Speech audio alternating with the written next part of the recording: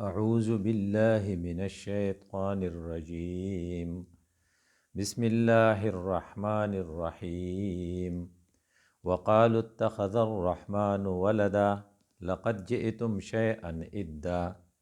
تكاد السماوات يتفطرن منه وتنشق الأرض وتخر الجبال هدا أن دعوا للرحمن ولدا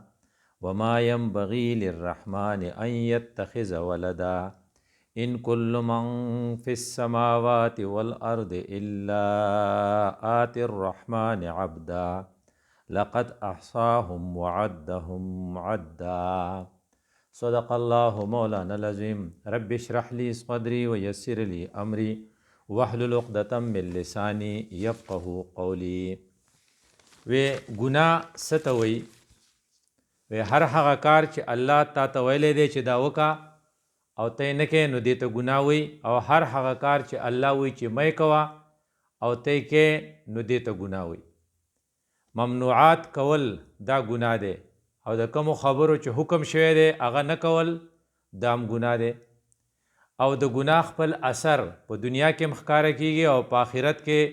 چې د هغې کوم اثرات دي قرآن په هغې باندې ځای په ځای تبصره کړې ده. او nothing happens automatically, there is always a cause. هر یو کار چې دی دا پخپله نه کیږي، د دې څه ریزن او څه وجه چې د هغې په نتیجه کې دا حالت سړي ته پیدا کیږي. کم خلقو چې علم حاصل کړی دی هغوی د ګناه اثرات چې ییني او د قرآن او د حدیث نه معلوموي نو په هغې باندې غونې زیګ زیګ شي، او کم خلق چې د بې علمۍ زندگی تیری هغوی صرف موجونه کوي. دیو وجه نه د پنجابۍ یو متل دی، علم نه ہو تو موجے ہی موجے، چې علم د سره نه نو موج کوه، او علم چې کله راشي نو تو سوچے ہی سوچے، بیا به سوچونه کوي چې خدای دا به څه کوو. قرآن کریم د ګناه دپاره مختلف لفظونه استعمال کړي دي. چلتا اسم الف ث میم، نو چرتا عصیان عین صاد یہ الف نون، نو چرتا خطا خ ط الف حمزہ، او چرتا ظلم او چرتا جرم لفظ استعمال کړی دی. حضرت علی رضی اللہ تعالیٰ عنہ یو قول دی چې خلق چې مړه شي انسان سویا ہوا ہے، جب مر جائے گا تو جاگ جائے گا. یعنی انسان اوس چې دی په دې موجونو کې اوده دی، نو کله چې دی مړ شي که نه نو پته به ورته ولګي چې اوهو دا زه څه په بلا اخته وم. دې نه پته لګي چې وروستو کوم حالات را روان دي، نو د مرګ نه پس چې کوم حالات دي نو غافله انسان اوس اوده دی او بیا به ویښ شي. هغه یو حدیث چې رسول الله صلی الله علیه وسلم بیان کو د قیامت هغه ډراونه صورتحال وښوو چې الله به آدم ته ووایي علیه السلام ته چې د خپل اولاد نه جهنمیان او جنتیان الگ الگ کا، دواړه ګروپونه جدا کا. نو آدم علیه السلام به ورته وایي چې جی په څه نسبت جدا کم پروپورشن به صحیح، نو الله ورته وایي چې په هر 1000 کې 999 دوزخ ته کا، یو به جنت ته ځي. وایي د دې حقیقت باوجود چې 1000 کسانو کې به 999 دوزخ ته ځي، موږ ټول غافله یو، ځکه زموږ دا خیال دی چې هغه یو به ځی ما. وی کو چا په یو مجلس کې وینا وکړه چې تاسو 20 کسان دلته ناست یئ او زه به فایر کوم غم مه کوئ، یو به تمري او 19 به بچ کیږي، نو دا 20 کې 20 په دغې ځای نه تښتي، ځکه د هغوی یقین دی چې دی واقعي فایر کوي. خو چې کله د دې حدیث مفهوم دا شي چې په 1000 کې 999 به جهنم دپاره آدم علیه السلام جدا کوي، نو هر سړی وایي چې هغه یو به ځای ما. دې وجې نه وایي چې علم نه نو موجونه دي، او چې علم راشي نو سوچونه دي. قرآن کریم ځای په ځای موږ ته چې کوم حالات بیان کړي دي، نو الله تعالی په بعضو خبرو ډیر زیات خفه کیږي، او دومره خفه کیږي چې سړی حیران شي چې ښه زما خو اړو دې ته فکر نه و. لکه صورت الف لام میم سجده کې وایي فذوقوا بما نسیتم لقاء یومکم هذا. الله غصه دی نو ورته وایي عذاب وسکئ. وی ولې وسکو؟ وی کاس څه دی؟ بما نسیتم لقاء یومکم هذا، ستاسو نه قیامت یېرو. نو الله په جواب کې ورته ورسره وایي انا نسیناکم، موږ هم تاسو یېر کړی. ګوره ورورې په دنیا کې تا ته زه یاد نه وم، تا ته قیامت یاد نه و، تا ته مرګ یاد نه نو مام ته وسیر کې اوس عذاب سکا او هغه څنګه عذاب دی وذوقوا عذاب الخلد دا به همیشه دا کمیږي نه دا لرکیږي نه په دې کې به وقفه نه اوس ریزن څه شو nothing happens automatically there is always a cause cause څه دی cause بما نسیتم لقاء یومکم هذا د کومو خلقو نه چې په 24 غنټې کې قیامت مکمل یېري او ځان ته چرتم نه رایادي چې الله ته به مخامخ کېږم او زمانه به تپوس کوي دا خلق د دې جرم ارتکاب کوي دیو جن حدیث کې راځي چې کم سړی ځان ته مرګ 25 پیرې رایات کی دې سړي ته به د شهادت مرګ نصیب شي مطلب دا چې په ورځ کې په 24 غنټې کې خو 24 غنټې دي کنه هر غنټه کې تا ته مرګ رایادي او چې کله غلط کار مخې له راشي نو تا ته مرګ رایاد شي چېرې دا خو نه کوم ځکه چې خدای له بس جواب ورکو نو بیا به نه ته ووټ خرڅې نه به دروغو گواهي کې او نه به بدکاري کې او نه به سترګې بې ځایه استعمالې نه غوږونه چې کله استعمال ته دیړه وشي نو فوراً به درته مرګ رایاد شي او یکدم به واپس شي نو خود به شهادت مرګ ومومې دې وجې نه رسول الله صلی الله علیه وسلم ویلو چې اذکروا حازم اللذات الموت ځان ته مرګ هر وخت رایادوئ او هر هغه کار کې عیسی اخلی چې په هغې سړي ته مرګ رایادېږي نه جنازې له ځئ لاسنیوې له ځئ د مقبرې وزټ کوئ چې ستاسو ته مرګ رایادېږي وړومبۍ خبره چې الله د کومو خلقو نه ناراضه دی په هغې کې وړومبۍ چې موږ ووې هغه د صورت الف لام میم سجده آیات نمبر 14 دی چې د هغې خلقو نه ډېر خفه دی کومو خلقو ته چې مرګ او قیامت نه یاد او هغه وایي هغې سره به ګورو نو دې خلقو ته الله د ډېرې غصې نه وایي ذوقو اب چکو اب بکتو دویم نمبر عمل چې په هغې باندې الله تعالی ډېر زیات خفه کیږي او الله د هغې خلقو نه ډېر ناراضه دی هلته قرآن کریم په صورت مومن کې په آیات نمبر 10 کې مقت لفظ استعمال کړی دی ان الذین کفروا ینادون لمقت الله اکبر من مقتکم میم قاف ته مقت د الله تعالی د غصې انتها ته وایي چې کله ډیر زیات غصه شي او د غصه انتها ته ورسي دې ته مقت وایي نو الله وایي چې زه به تر قیامت په ورځ چې کله د دې خلقو د جهنم فیصله وکم نو دا به ورته وریاد کم چې تاسو چې اوس د جهنم ته پتلو سوره خپه او سوره غصه په ځان باندې د دې نه زیات زه تاسو ته هغه وخت غصه ومه زه تاسو ته هغه وخت اذ تدعون الی الایمان فتکفرون کله چې په تاسو له انبیا رالل یا د انبیاو وارثین به رالل او تاسو ته به د آخرت او د خدای د وحدانیت خبره کوله تاسو به انکار کوو نو په دغې وخت کې زه تاسو ته دې نه ډېر غوسه وم دې نه پته لګي چې کله داعي په تا پسې راشي انبیا یا د انبیاو وارثین او تا ته ستا د خیر خبره کوي او په تا ښه ونه لګي نو ته نه پوهېږې تا د الله غضب بړکاو کو او څومره غضب دې بړکاو کو خدای دې مکه خو چې کله یو سړی دوزخ ته ځي او څومره به په ځان خپی چې دا ما څه ناروا کړې وه د دې نه ډېر ډیګري د دې نه ډېرې درجې زیات الله خفه کېږي چې کله ته داعي مسترد کې د دې نه ما تا ته دا پته ولګېده چې کله زما ستا په دروازه باندې یو داعي ولاړي یا زما ستا په اجره کې یو داعي راغلی یا زما ستا په جومات کې یو داعي ما تا ته د خیر خبره کوي او ما تا هغه خبره په حقارت سره ټوکراو کو نو په دې وخت کې د الله غصه په موږ دومره ډیری لکه څومره چې د جهنمی جهنم ته ځي او په ځان به غصه وي د دې نه پته ولګوه نو یو بل ګناه چې موږ ته د صورت زمر د دې آیات نه پته لګي چې الله په دې خبره باندې ډیر زیات خفه کیږي هغه دی چې سړی د الله د داعي دعوت ټوکراو کی بما فتکفرون تاسو اذ تدعون الی الایمان تا پسې چې کوم غش والا راغلیو او په تا پسې چې کوم سړي تا ته میسج کړو او تا ته چې کوم سړي په فیسبوک باندې پیغام را لېږلی او تا پسې کومه جرګه راغلې وه هغې تا ته د ایمان خبره کوله تا انکار کو نو په دې وخت کې الله تا ته دومره زیات غصه دی لکه څومره چې ته به د جهنم ته پتلو کې په ځان باندې غصه یې ان الذین کفروا ینادون لمقت الله اکبر من مقتکم انفسکم تاسو چې اوس په ځان کوم خو غصه یې که نه د دې نه د الله هغه غصه په هغې وخت کې ډېره زیاته وه کله چې په تاسو پسې داعي درغلی او تاسو د داعي دعوت مسترد کړی و موږ ته دوه وجې د ګناهونو معلومې شوې نمبر 1 چې سړي نه قیامت یېري دویم چې سړی د داعي دعوت په حقارت سره ټوکراو کی او دا یې خیال نه چې ما سوکینی وی د داعي دعوت چې ته ټوکراوې په حقیقت کې ته د الله غضب ځان ته بړکاوې. دغه الله پتا مین دی داعي در لیږلی نو دغه داعي ستا دې دپاره در لیږلی چې د قیامت ته دې جهنم نه تخلاص شي. خو چې کله جهنم ته دې بیا بیایي نو بیا تا ته وایي چې هغې وخت کې ګورې زه تا ته ډېر غوسه وم کله چې زما داعي تا ټوکراو کړی و. دریم نمبر ګناه چې کوم الله تعالی پې ډېر زیات خفه کیږي او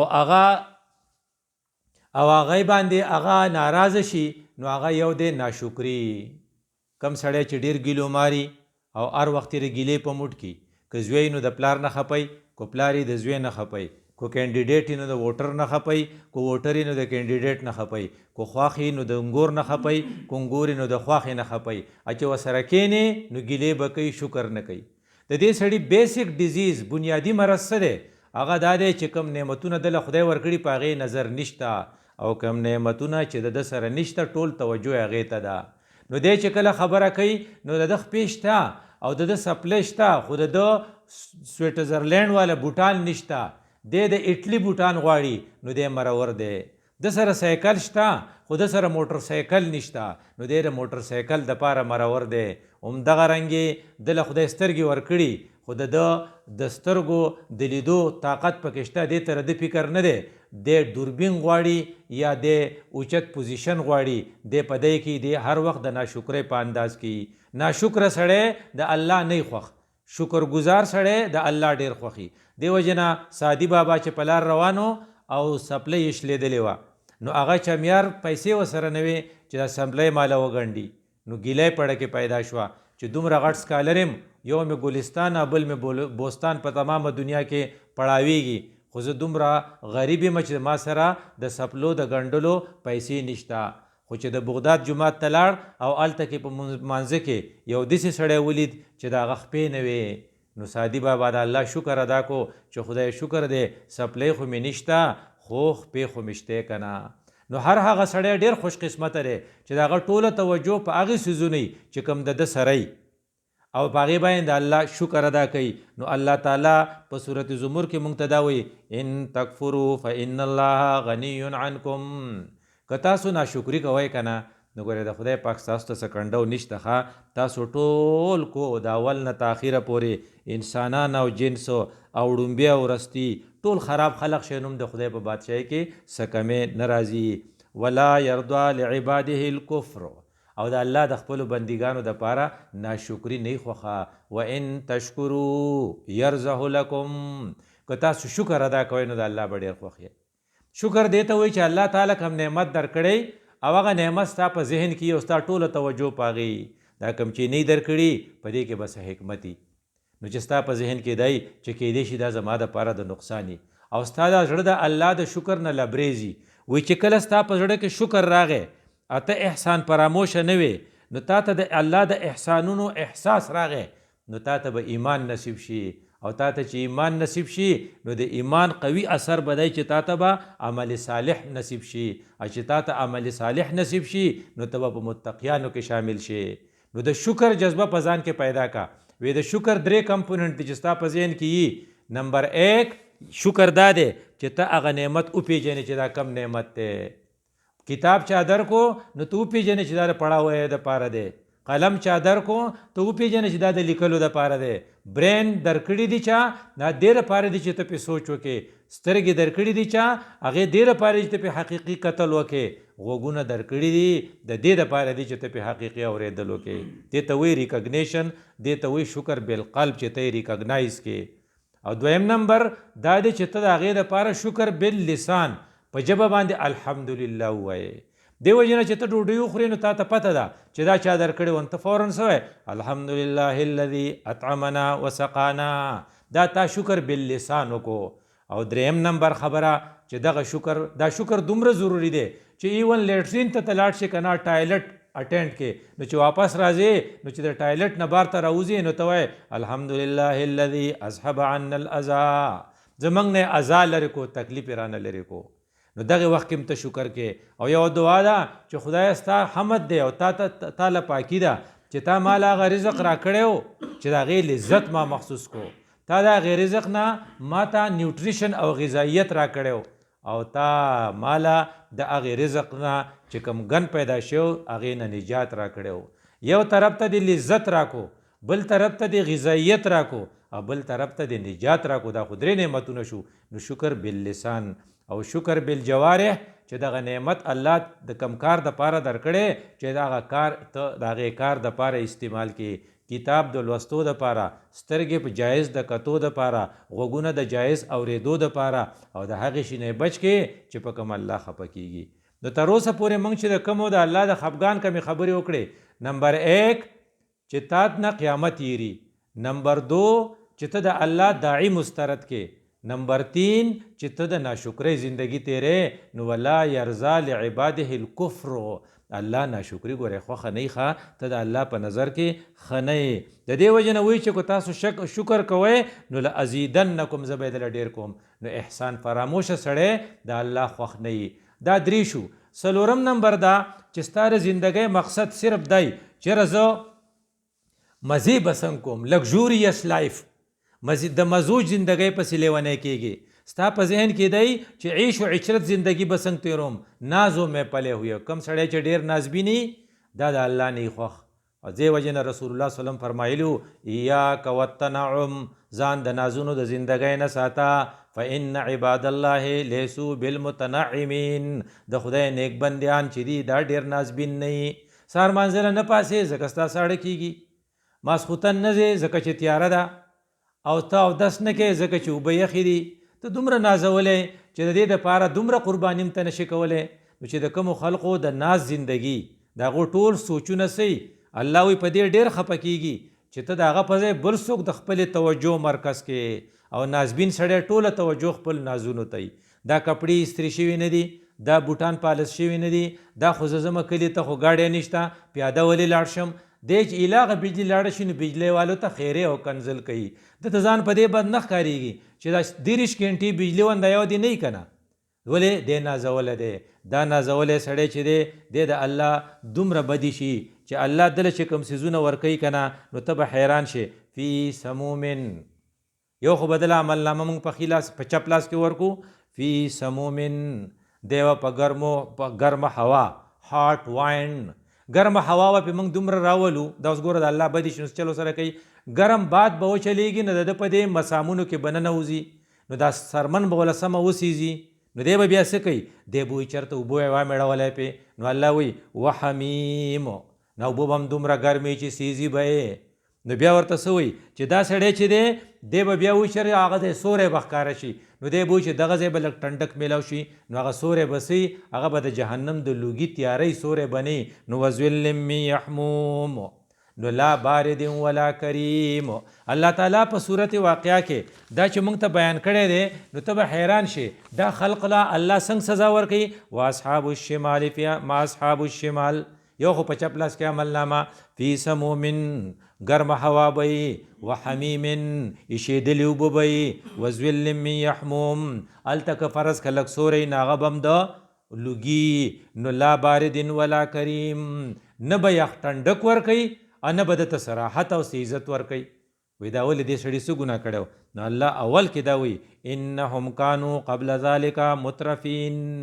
د دې خلقو غټ نقصان دا و چې دوی د نعمتونو په زندګۍ کې، لګژوریس لایف کې، د مزې په زندګۍ کې، په هغې کې خوند اغستی او د مزې زندګۍ پرېښودو ته تیار نه وو. د کم سړی چې ډېر نازولی او هغه د خپلو مزو زندګو ته پرېښودو ته تیار نه وي، دغه سړی چې دی د آخري انجام دی چې د ټوله توجه په خپلو کم دولت او کم فیسیلیټیز چې دله خدای ورکړي هغه د خدای ته د نزدېکت استعمالولو دپاره ټول دی په ځان لګوي. او دا مرض په زنانو کې ډېري، ځکه د یوې زنانه یوه جوړه جامه چې هغه په واده په ورځ باندې اغوندي تقریبا په 1 لاک روپۍ کېږي، او دا بیا تھرو اوټ د ایر دا نشي اغوستی ځکه خو د اغوستو نه. او کم شی چې ته په استعمال کې نه راولې په هغې به زکات ورکوې. نو د دې زنانه دې ته فکر نه چې په ما باندې زکات دی نو دا زکات نه ورکوي. نو کم شی چې مال باندې زکات یې ته ورنکې، الله تعالی به د قیامت په ورځ د دې نه مار جوړي او تا به چیچي. نو څومره خطرناک شو. دا ولې دا فی انهم کانوا قبل ذلک مترفین. نو هر هغه خلق چې هغې په نازولې زندګۍ پسې لیونی کېږي دا خلق د الله بدي شي او الله د دې خلقو نه ډېر زیات خفه دی.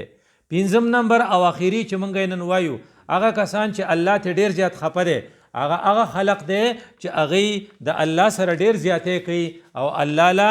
بچې او الله لا زوی دغه کوي ګرځوي. دې وجه نه د صورت مریم دا آیاتونه دي لکه الله وی وقالوا اتخذ الرحمن ولدا دوره ناروا کوي چې دی وی چې د الله زوی دی. دا موږ چې صورت اخلاص وایو لم یلد ولم یولد ولم یکن له کفوا احد دا ځکه موږ وایو چې نه د الله بچی شته نه پلار شته نه تی څوک پیدا دی نه د چا نه پیدا دی. خو چې کله کومه نظریه داسې راشي لکه نن 24 دسمبر دی سبا 25 دسمبر دی د 25 دسمبر په حواله د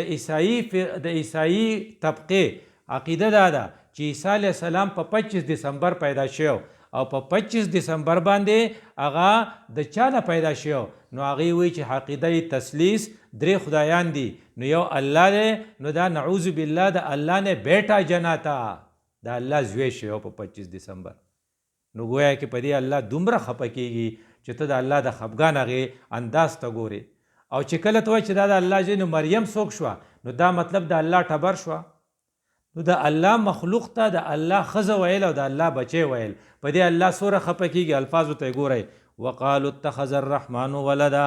دی وی چې الله بچی راوړی دی لقد جئتم شیئا ادا دا خو تاسو کنزل کوئ.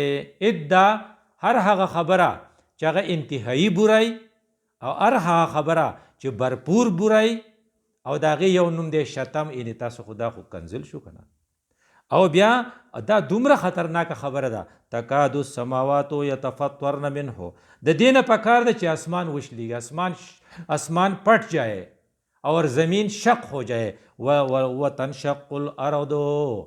اسمان بره وچوي ازمکه قطه وشلیږي وتخر الجبال حدا او دا غرونه ریزه ریزه شي. دا دومره په خدای بده لګي. د دې الفاظو نه پته لګي چې الله په دې ډیر زیات خفه کېږي ځکه ولد چې دی یو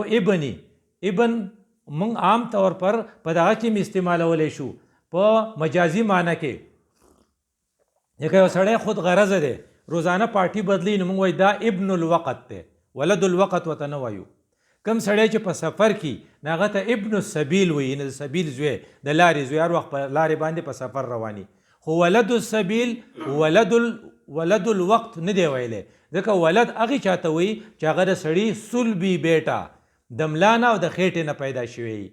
نو وقالوا اتخذ الرحمن ولدا دی الله ته باره کې دا وایي چې د الله زوی دی او عیسی علیه السلام. نو کم خلق چې په 25 دسمبر کیک کټ کوي